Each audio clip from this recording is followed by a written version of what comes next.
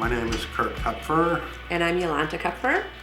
and we moved into the house in 2016.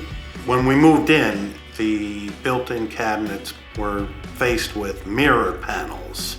We ended up taking off the mirrored panels.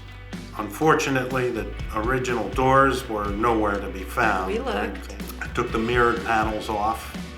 I was fortunate enough to find some older pieces of wood in the garage that matched the original wood of the mantle and the cabinet exterior. So I was able to mill that and recreate door panels that match the original wood. We think. We didn't know what it actually looked like. So we kind of looked through old pictures and I just sort of recreated what I thought the original doors would have been like. you can see a nice texture there when you open it up. Then it adds a little bit of depth, Yeah. that wasn't there before.